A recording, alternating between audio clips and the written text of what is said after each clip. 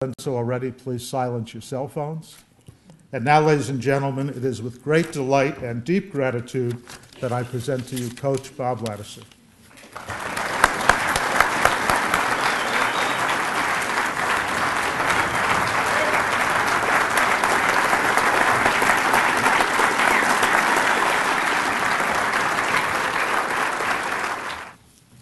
I don't know if I could live up to all those for sure, but at least I gave it my best. So thank you so much.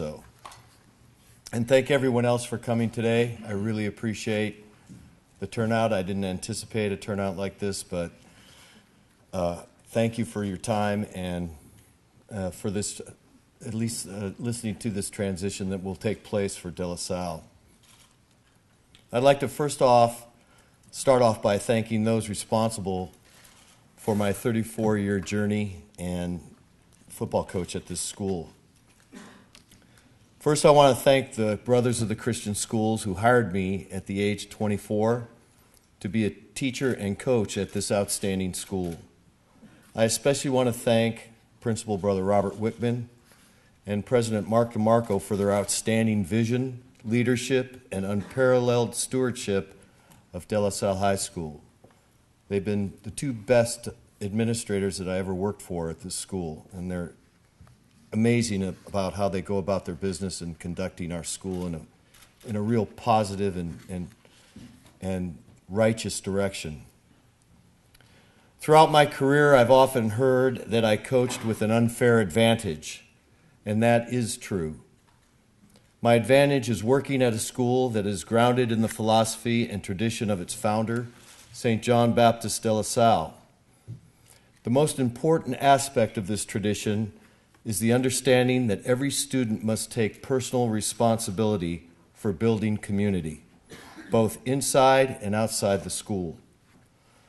Albert Einstein said it best when he stated that after all the facts and discoveries that he found throughout his research, there was only one thing that he knew for certain, and that was that man was basically here for the sake of other men. What a great environment to build and raise an athletic team. Community and team building not only takes place on our practice fields, it's practiced every day and in every corner of this school. Our teams have been just an extension of what this school stands for. Everyone who has played or coached football understands that it is impossible for one man to manage a successful team. I would like to thank and acknowledge my coaching staff. One of the coaches of a playoff team we played this year, and I can't remember if it was James Logan or Folsom or Centennial, made a statement in the press that read, "De La Salle has probably the best coaching staff in America." I have been saying that for years. I was thrilled to have an outsider recognize that fact. Football here has always been a collaborative effort. My management style has always been to utilize the ideas and talents of the coaches I've worked with and allow them to do what they do best: motivate, coach, and teach. Our students have been blessed to have such outstanding coaches. They are perfect role models for integrity, hard work, and a complete dedication to the development of the total person. These exceptional coaches are Donnie Boyce, who coached our safeties and special teams, Terrell Ward, who coached our cornerbacks, Steve Jacoby, defensive line, Blake Tuffley, receivers and our scout team, Justin Allenbaugh, offensive line and inside linebackers, Joey Aliotti covered academics and administration. My last two coaches have been with me the longest. Mark Piniella, who quarterbacked our second NCS championship team in 1984. Since then, Mark has served in the program in various positions. He's the best quarterback coach I have ever been around and has helped me manage the offensive side of the ball, and he redirected or redesigned our playbook to make it more user-friendly. And last but certainly not least, Terry Etson, has been literally my co-head coach for 32 years. He has coordinated the defensive side of the ball and special teams for over 25 years. I think it's 28 years to be exact. I have never met anyone who loves sports and coaching as much as Terry. He is a master motivator that has created defenses that have consistently throughout the years set records and have held virtually all the high-powered offenses to their lowest offensive output of their seasons. When I say he's good, he has the facts to back it up. I'd also like to thank our athletic director, Leo Lopez, for doing what all great athletic directors do. He understands the time commitment of coaching. Leo took on a lot of my administrative responsibilities so I could spend more time planning, preparing, and coaching on the field. The reason I am stepping down as head coach is because it's a good time to do so. I'm not stepping away from coaching. I'll still be involved in some capacity in the program, probably mentoring the younger teams also. I'm going to allow Justin to have all the autonomy. I don't want to be looking over his shoulder. He is in complete control of this program now. However, 34 years as a head coach is a long time. It's a good time for this transition, and Justin is the perfect choice to take over. I coached Justin on both sides of the ball for 3 years when he was a student at Salle in the seasons 95 through 97. He started coaching here while he was still in college at UCLA.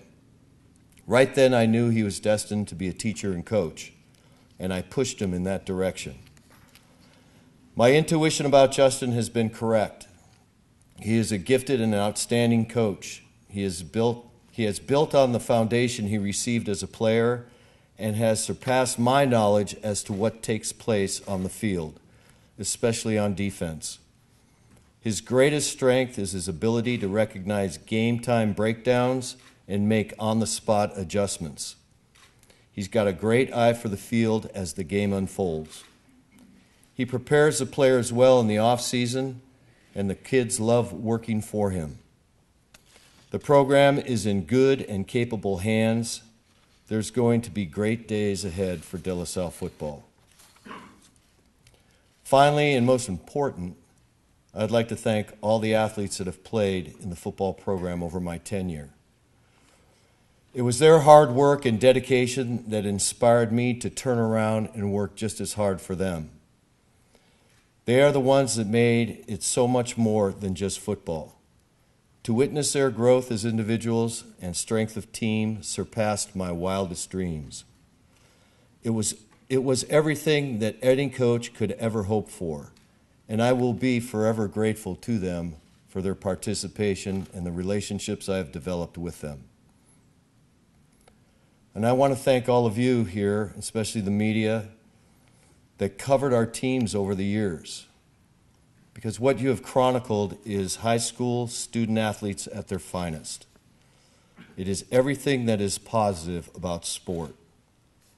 It has truly been a testament to what is possible when teenagers are determined to create an authentic team experience. And it's been just a wonderful ride. So thank you. Thank my coaches. Thank all you guys that played and came today. Everybody that's been interested in what we have been doing. You know, it is an ending for me, but also somewhat of a beginning. It's everything that it's been my life. And people ask me, what am I going to do now? I really don't know what I'm going to do now. I'm going to be here teaching, and I'm going to be here helping in any way that I can. When you do this head coaching football job, and Justin, I'm sure, is aware of it because he's been worked just as much or just as hard as I have. You know, what you have time for is teaching, coaching, your family, and about 6 rounds of golf, and that takes up the entire year-long calendar usually. And so that's all I've known for 34 years. And I've enjoyed every minute of it. and I couldn't have asked for a better career or a better life. And most important, I couldn't have asked for a better school to work in. This is an amazing place. There's a lot of community, there's a lot of love, there's a lot of people that are so dedicated to what they do. It's not about money, it's not about a paycheck. It's about a mission, and it's about walking away from this life, making your little acre a little bit better than when you found it. And I have absolutely no regrets. If I had to do it all over again, I'd do it exactly the same. Thank you.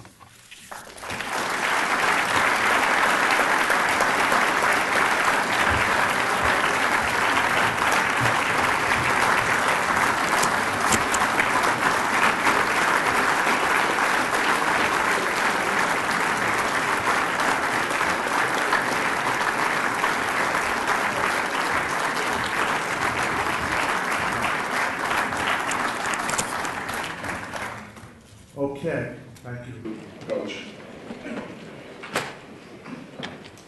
We're going to take questions from the news media now. I'm going to moderate this segment. Coach Ladouceur, Coach Allenbach, Coach Etson, and Athletic Director Leo Lopez will respond to questions as you direct them to them. Just wondering if we know the plans for some of the other assistants. Justin or Terry, whoever can answer the question. He's the head coach. Obviously, he's staying. There's going to be more of that to come. All of our varsity assistants, luckily for me and our student athletes, are staying on in the same format. Obviously, Terry's still going to be here razzing me as he's done LAD for 30 some odd years. And again, we're lucky and blessed. I 100% agree with Coach Ladouceur. I definitely believe they're the best coaching staff in America. We're lucky to have them. I've spoken to all of our varsity assistants, and all of them they're dedicated to school and they're dedicated to kids. And regardless of who's head coach or who's quote unquote in charge, we all work together, and they're all excited to continue to be a part of the Dale South program. Justin has always been coach as long as you want. I know he likes the challenge of being the head coach. He made it clear from the start when he was young as a student. He said, I tried to push him into teaching. He wasn't sure. He said, I'll teach here and coach here, but I'm not going to teach or coach anywhere else. So he never wavered on that stance as we went through the years. And to be honest with you, I really felt like I owed it to him. He does a lot of the heavy lifting in the program.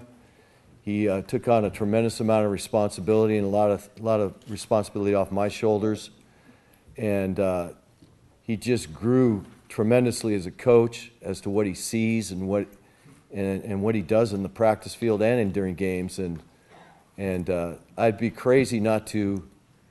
It was more important for me that the program remained strong than for me to hang on for a few more years and coach.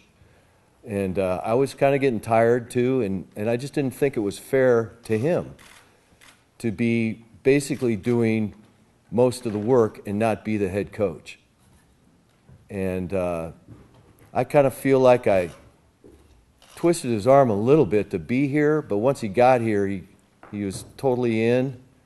And I don't know. I'm his biggest fan, and I owed it to him, and I wanted to see him do it. I want to see him succeed, and I know he will. And so I decided for sure at the beginning of this year, I didn't want to make it a kind of a cheesy motivation thing for our team this year. I didn't want anything to be mentioned about, oh, this is Coach Ladouceur's last year, and make that kind of like a precursor to whatever these guys were going to do. I've always approached it that way. I want their seasons to be their own, especially the seniors, without any interference from the coaches. We're just there in the background teaching them and pushing them. So it was their season this year, and I'm really grateful for those guys. They played their best football down the stretch. Their last 6-7 games were outstanding, and it was nice to go out with a team like we had this year. Mark Tennis from Cal High Schools. Coach, it's been a pleasure to cover you all these years as well. I've covered a lot of teams in my time, and coaches, they probably more respect you than anybody in America I've ever covered. So thank you very much. It's been a pleasure. My question to you is, you're retiring with 399 wins, and I know a lot of the numbers don't mean that much in the grand scheme of things for what you've done, but does that number kind of suit you well? And do you think maybe someday you'll look back on all these accomplishments and maybe with a little bit more amazement than you do now?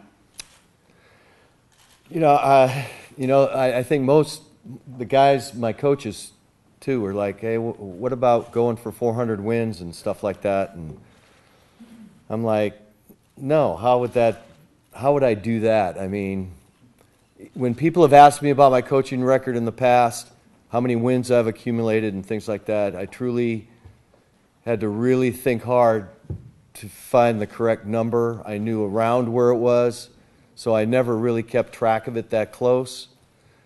And it just hasn't been really something I've chased. And, to stay on to try to reach 400 wins, I thought, again, would be kind of lame thing to do.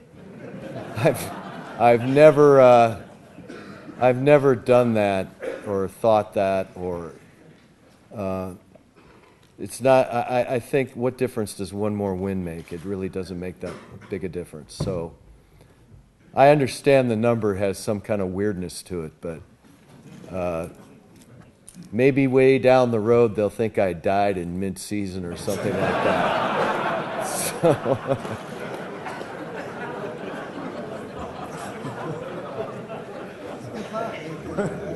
Robert Bronstein, Talent Sports Radio.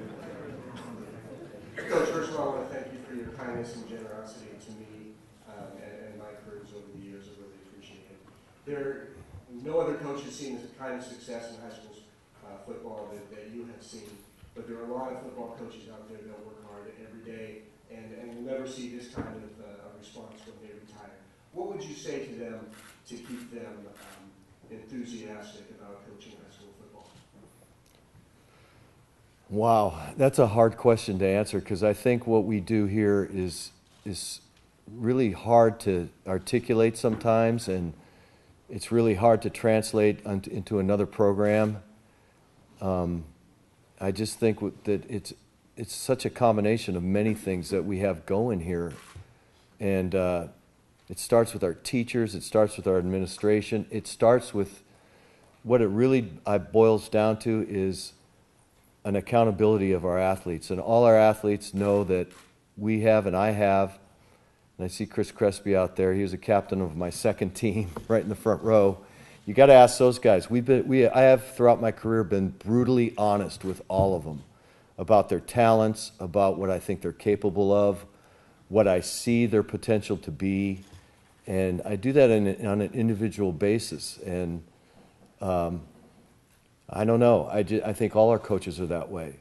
And when you come up to some of our students, a young man, and I know that's what's done to me when I was in high school, and the player says, "Look, you're loafing, or you're not living up to your potential, or you could be so much better than you are."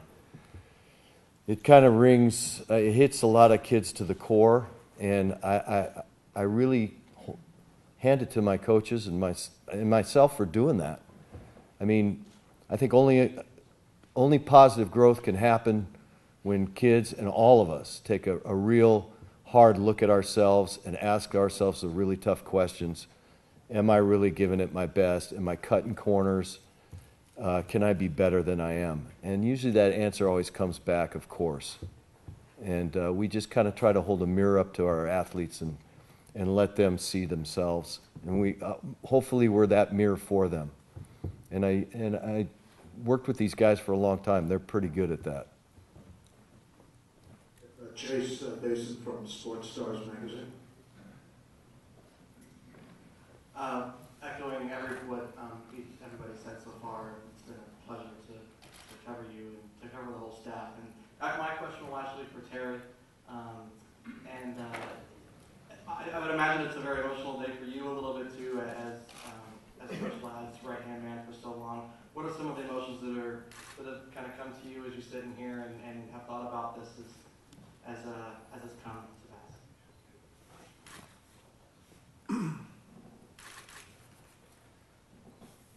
Well, it's been a great run for me, obviously, to be able to kind of be in his hip pocket and go for the ride for the school. He's been a big, obviously when I was a younger coach, he was a huge mentor to me too as a coach. Showed a lot of confidence in me, probably, but I didn't have a lot of confidence in myself.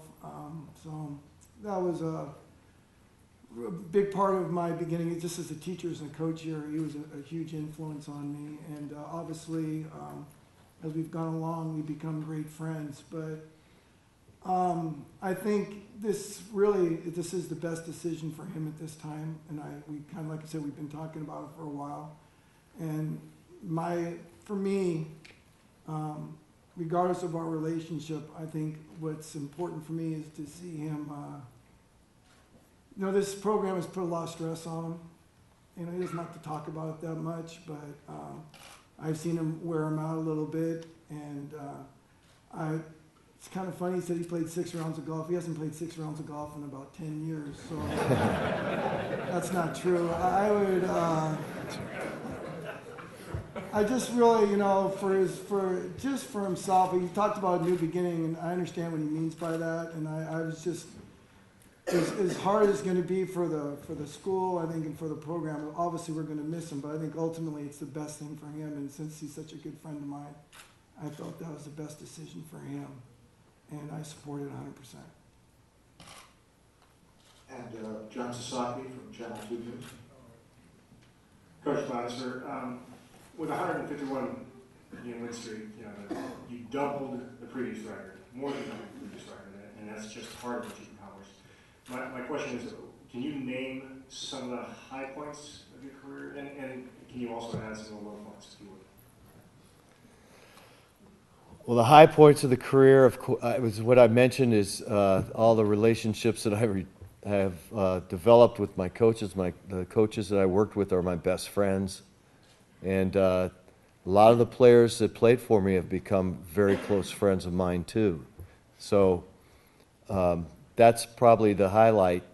As far as games go, I think it's when we finally got to get out and travel a little bit and venture into Southern California back in '98 and get down and play some of the great teams down there. And I always knew we could compete with them and beat them. And we got to go down there and do that. So it brought a whole new respect, I think, for Northern California football.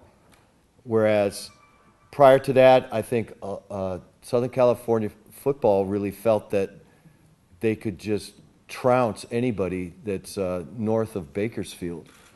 And I thought we kind of were cutting edge as far as Northern California teams to go down and do that. And when we went in and beat Mater Dei and Long Beach Poly in those years, I think it was not just good for our school, it was good for all of California. And that was a highlight for us. It made us, I think, it kind of validated what we were doing up here. Some of the low points were traveling back to St. Don Bosco and playing them. Going back with a team that was really hobbled, I'm not making excuses, but, we were really not ready for a team like that. They were an outstanding football team and deserved all the credit for what they did. But we went back there and just got whipped. And, it was disappointing. I thought if we were able to play them at the end of the season, we could have given them a really close game or possibly even beaten them. But, it's kind of disappointing because you kind of want to go back and represent the state and represent, the West Coast. And whenever we traveled, that's how we traveled. We traveled with not just De La Salle on our jerseys, but we traveled in hopes of representing California and the West Coast football. So those would probably be some highlights and definitely a low light when we went back east to play them. So we have time for a few more questions. Let's see who hasn't spoken. Please introduce yourself. Harold Hoffman, Cal Sports, Exos Digital. Lad's been great. Especially for me in the last couple of years, being able to walk off the field with you. I'm going to ask you the same question that I asked Herb Meyer when he retired and passed him a few years ago. Coach coach of Oceanside. What do you think is the most significant impact that you've had on the young men that you've coached? I usually, I can only speak from that, from what my high school coach did for me. And I know that when you're out on the football field and when I started playing in high school, there was nobody around that was going to be able to help me. Either I was going to do it or I wasn't going to do it. And it's such a physical game. People are trying to knock you down. They're trying to hurt you. They're trying to just physically dominate you. And so it's a very humbling game. So I knew that I was either going to have to get serious about it, grow up, get myself physically ready for that type of challenge. And it's no different today. I walked away from that. It wasn't easy playing for my high school coach. He was very demanding and very difficult to play for.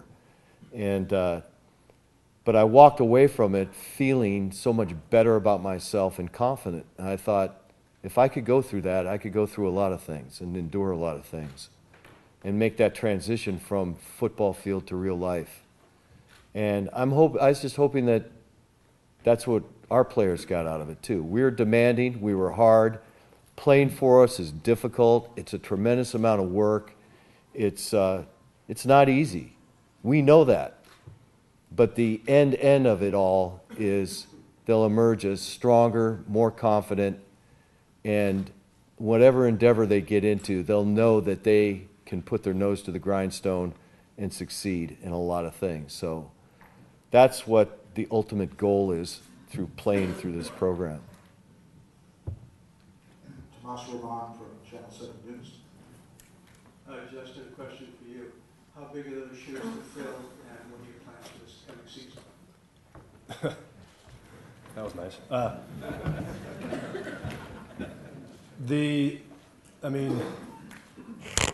Succeeding one of the greatest coaches in the history of everything is, I would be foolish and naive if I didn't say that wasn't daunting, if I didn't understand the implications of that. I understand that, and I understand myself as much as anybody. I really understand the legacy that Coach Ladd's had on his players. I played for him. My brother's sitting right over there. He played for him. There's guys from decades that have been here. The early 2000s, the 90s, the 80s. Coach Piniella played for him. I'm well aware of what the legacy that Coach Ladouceur has is. It's not about wins and losses or anything like that. I can't fathom 399 wins. That's ridiculous. But what I can fathom is the impact that he's had on people like me and all the players that have come through before him. And I wouldn't be sitting here, and frankly, I shouldn't be sitting here if I wasn't extremely confident that legacy could continue. The legacy that we can reach kids, we can challenge them to perform at their highest potential. Like I said, I'm coming in. It's daunting. There's no doubt about it, but I'm coming into one of the greatest positions around. Sitting next to me he's a man that's been as integral to the success of this program as anyone. And he's been a mentor to me as much as Coach Ladouceur has. Terry Etson deserves so much credit for the success of this program. And all of our assistant coaches are out here. A number of our teachers are here. It's a great position to come into. And if I didn't embrace that, if I wasn't confident that we can continue that, I shouldn't be sitting here. So while I understand how daunting it is, it's not something to shy away. It's not something to shy away from. It's something to embrace. And I have the utmost confidence that our staff can continue that. I was trying to, manage my game and studies and everything. In response to your second question, to pinpoint specific things that I'll take from Coach Ladd is, it's tough to do. It's kind of grasping at straws. The love that he has for his players and his dedication to technique and to the entire young man. He truthfully does. It's very fitting that he's retiring or not retiring, but stepping aside as head coach at 399 wins. It's almost poetic because it really sums up the kind of person that he is.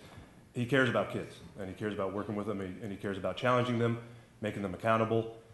He's got an innate feel for young men's shortcomings and also what can make them successful. And he has an incredible feel for how to challenge young men to become something better. And that's something that he challenged me to do, and I've had the pleasure of being around as a coach for 15 some odd years. Terry deserves a lot of credit for that as well, and all the coaches that we've had here, and our entire school. It breeds that type of mentality, and that's something that I'll always take with me, and that's something that I'll always learn. It's not like he's walking off into the sunset. His desk is right across from me, so if I have something I'd like to ask him, I can just ask him. But that's something that that I hold dear. He's grown from a mentor outside of my immediate family. He's the biggest mentor in my life, and he's grown into one of my closest friends, and I'm lucky to have him around. And that's something that I'll always hold dear. I don't want to make it seem like you're on a horse and off into the sunset and everything, but it's some of these guys, and just kind of want to get your thoughts on some of your former players going on to become coaches and having an impact and carrying on and affecting obviously the broader scope of football and the whole region. Well, I'm extremely proud of those guys. Whenever I have a student in the classroom or on the field that chooses to go into education and work with youth, that's always, I think that's a very proud moment for all our teachers and all our coaches. And I do anything I can, and Justin does too. He works with those guys also, and anytime they want anything or want an opinion or help or whatever, we're always there for them. But they've had a lot of success on their own, and I know they're out there affecting lives, and it's just kind of like, when you see, I don't know, it's just when you see your students go into teaching, it's something special, and it's been special for me for those guys to go on and do what I'm doing. We have time for one or two more questions. Coach Ladouceur, Tom Barnage at the County Catholic Times. With all of the success you've had at high school, I've had many people ask me, was he ever tempted to go into college coaching? No. I've been asked that, or I've thought about that, and people have asked me, that weren't, just friends have asked me and stuff, and it's always been the same for me. Even when I was a college kid, just early, right out of high school, I've always wanted to work with kids. I've worked with kids when I was in high school. I worked peanut league baseball for our recreation department, and I've always been in some sort of, role where I was working with kids, and I liked that. I really enjoyed it. And there's a special innocence to kids, and I think a thirst to become somebody. And what I mean by that is, they asked me if I wanted to go, why don't you go to college football? And college football, I played it, and it's more of a business. It's more of a, you have to win in order to be recognized. The coaches have to win to keep their jobs. It just wasn't the same. And even our pro athletes who come back and visit with us, they say the same thing. College and pros, it's never the same. This is when I had the most fun. And I think that's not necessarily just because of this place. It's a time period of your life. Age 14 to 18, I think, is the most dramatic changes people make in their lives. Adolescence is just incredible, not just physically, but emotionally, spiritually, academically. It is a boom in their growth period. And I think they need good people around them to help them, to guide them, to be there to listen, to be there to say, look, this isn't a good idea, this is a better idea. They're more willing to listen. They're more willing to change. They're more willing to accept advice. And that's what made it all worth it. There's nothing worse than advice or help falling on deaf ears. And this group, especially at this school and that age period of their lives, they're still willing to do that. And I wanted to just be in that environment, and I wanted to make a difference. I didn't think I would make that big of a difference in college. Question right here.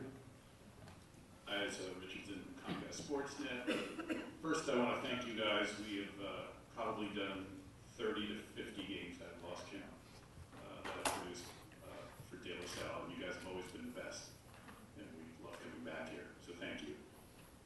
My question is really for Terry, and that is, have you thought about leaving with Coach Ladd, or what are your plans? I can answer that for him.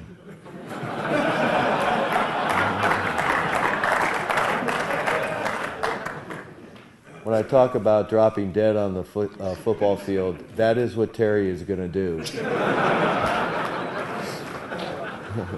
Hopefully later than sooner. Well, you know, I still have a daughter, senior daughter's a freshman, Condolet, and my wife's extremely supportive of what I do. You know, these guys have been very complimentary to me, but I'm still, you know, trying to follow St. Lad. Good luck for Justin on that. But, to me, you know, I still have a lot of enthusiasm. You know, actually this year was like the first time in 19 years I've been doing student activities for 6, and I was athletic director for 13. So like for 19 years I was doing other jobs on campus as well as coaching, and it was kind of wearing me out. This year was the first time I was just a teacher coach, and I actually had more energy this year than I think in the last 20 years. So I still really enjoy being around the kids. I love being around the staff. I have a family that's very supportive, so it's really been a dream job for me, and I just still really enjoy it. And Justin, really, you know, the last years, Justin has taken on, like Lad said, the bulk of the off-season program and all that. Allowed me to help Leo in the golf program, be involved, as Robert Bronstein did, be the moderator of the bowling club. So it's been a pretty good life for me. So I you know, and I don't want to leave Justin hanging either. He's got to have someone to keep him in line. So I feel that's my job for the next few years. We have time for one more question.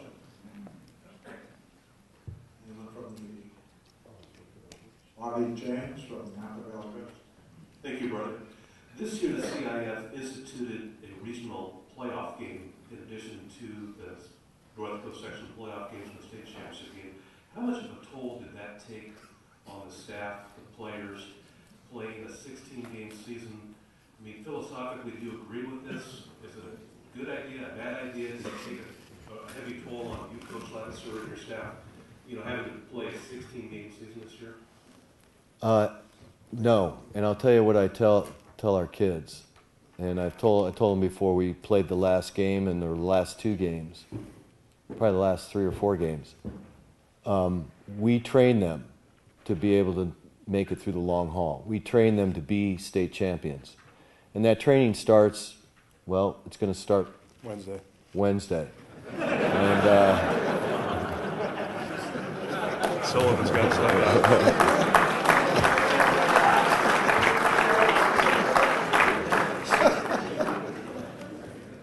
And if you want to talk about what we stand for and what we work for is can we get these guys to play at their optimum or their maximum potential?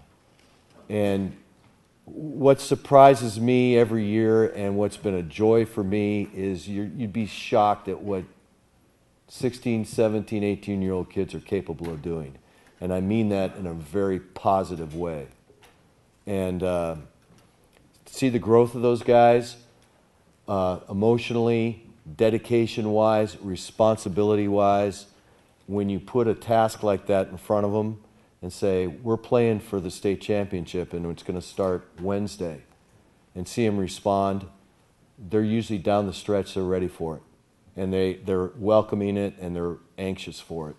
And traditionally, we've played our best football down the stretch every year. We get stronger, we get more motivated, more confident, and that's kind of been a trademark. We struggle early in the season usually. We're usually more we're very technical in what we do, and to get a technique down, it takes a lot of time, it takes a lot of repetition, and it takes us a while to gel and to hit our maximum stride. And we usually do that mid-season, maybe a little bit past mid-season. So we train for it, and you know, usually you look at the last few games, there's only a handful of teams still going. And one more week, 2 more weeks doesn't make any difference. We're usually ready for that. Well, thank you all. We're very grateful, all of us at Del Salle High School, for you joining us here today for this not only announcement, but a celebration of the life of a great coach, a great coach to be, and other great coaches that we have in our community. There is a press release available for the media in the rear of the theater. You're welcome to pick that up as you leave. Thanks very much for coming. And finally, all of you who are on this audience,